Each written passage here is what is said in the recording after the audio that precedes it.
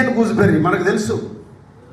రక్తము శుద్ధి చేయాలన్నా, రోగ నిరోధక శక్తి వృద్ధి చెందాలన్నా ఉపయోగపడేటువంటి ఫలం ఏదైనా ఉందంటే అది ఆమ్లాగా పిలువబడేటువంటి, ఉసిరిగా పిలువబడేటువంటిది, ఆయుర్వేదంలో ఒక సూపర్ ఫ్రూట్గా పిలువబడేటువంటి వృక్షము మనకు ఏదైనా ఉందంటే మనకు ఉసిరి అని మనం చెప్పుకోవచ్చు. నెక్స్ట్ తులసి, పవిత్రత.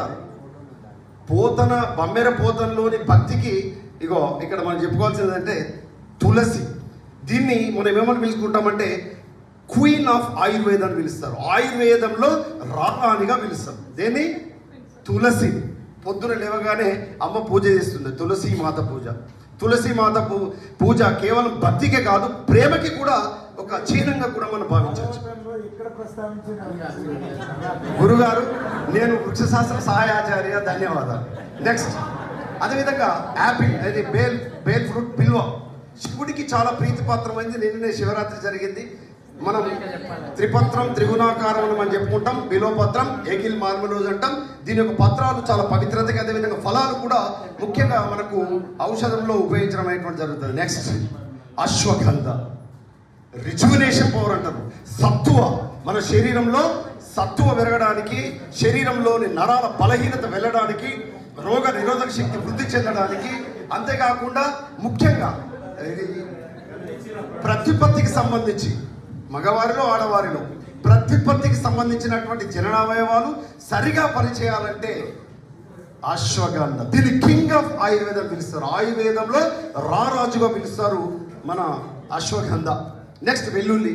ఇంట్లో పోపుల పెట్టెలో మనకు దగ్గరగా ఇంట్లో ఉండేటువంటిది వెల్లుల్లి.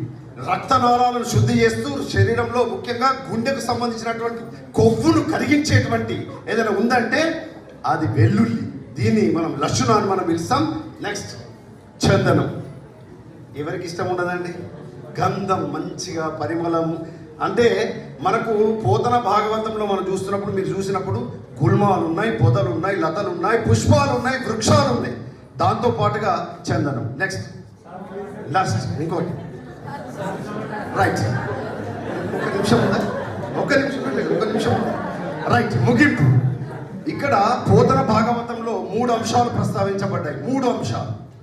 ఒకటి, ప్రకృతిని ప్రేమించాలి, ప్రకృతిని పరిరక్షించాలి, ఆరోగ్య సాంప్రదాయాలను గౌరవించాలి అని ఇప్పుడు 2019లో కరోనా చెప్పింది. కానీ 15వ శతాబ్దంలోనే బమ్మెర పోతన మన భాగవతంలో ఇలాంటి అంశాలు మనకు ప్రస్తావించాలి.